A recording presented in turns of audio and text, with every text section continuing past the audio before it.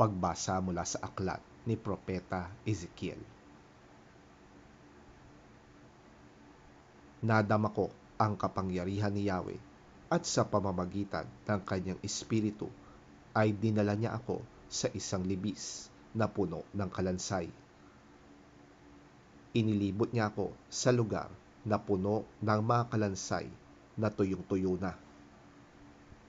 Tinanong niya ako, Ezekiel, anak ng tao, palagay mo ba ay maaari pang mabuhay ang mga kalansay na ito? Sumagot ako, kayo po lamang ang nakaalam, Yahweh. Sinabi niya sa akin, magpahayag ka sa mga kalansay na ito. Sabihin mo, mga tuyong kalansay, dinggin ninyo ang salita ni Yahweh. Ito ang ipinapasabi niya. Bibigyan ko kayo ng hininga at kayo'y mabubuhay. Lalagyan ko kayo ng litid at laman at babalutin ng balat.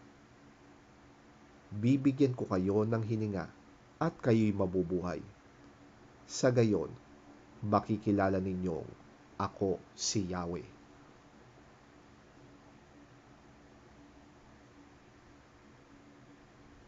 Nagpahayag nga ako tulad ng utos sa akin. Nang ako'y nagsasalita, nagkaroon ng malakas na ugong at nabuo ang mga kalansay. Nakita kong sila'y nagkaroon ng litid at laman. Nabalot sila ng balat, ngunit hindi pa humihinga. Sinabi sa akin ni Yahweh, Ezekiel, anak ng tao, tawagan mo ang hangin sa lahat ng dako. Sabihin mong ipinapasabi ko, hangin, hingahan mo ang mga patay na ito upang sila'y mabuhay. Nagpahayag nga ako at ang hangin ay pumasok sa kanila. Nabuhay nga sila at nang magtayuan, sila'y ubod ng dami, parang isang malaking hukbo.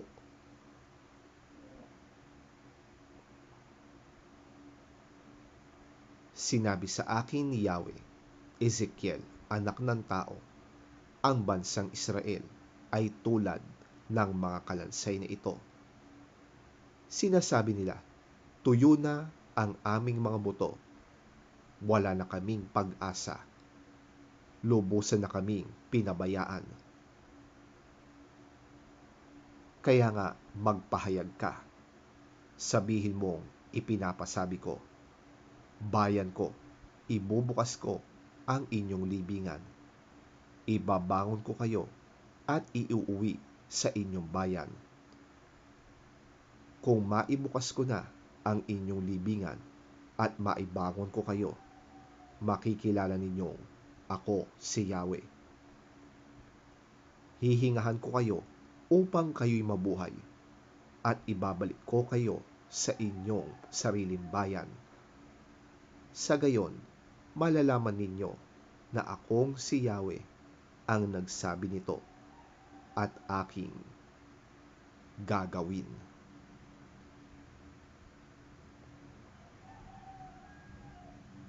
Ang salita ng Diyos.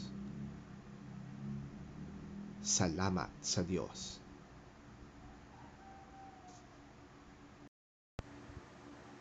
Ang mabuting balita ng Panginoon ayon kay San Mateo. Papuri sa iyo, Panginoon.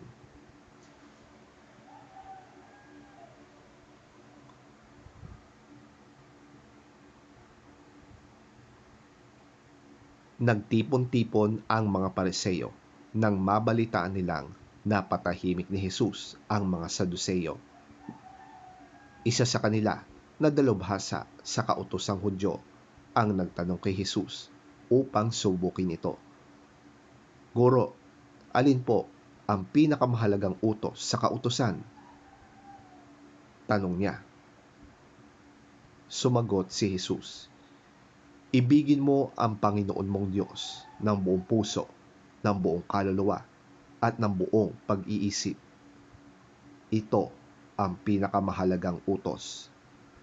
Ito naman ang pangalawa, ibigin mo ang iyong kapwa gaya ng pag-ibig mo sa iyong sarili. Sa dalawang utos na ito nakasalalay ang buong kautusan ni Moises at ang katuruan ng mga propeta.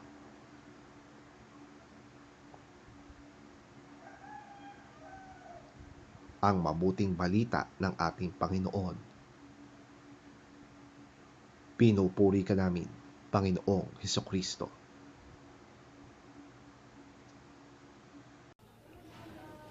Hearing that Jesus had silenced the Sadducees, the Pharisees got together. One of them, an expert in the law, tested him with this question. Teacher, which is the greatest commandment in the law? Jesus replied, Love the Lord your God with all your heart, and with all your soul, and with all your mind. This is the first and greatest commandment, and the second is like it. Love your neighbor as yourself. All the law and the prophets hang on these two commandments.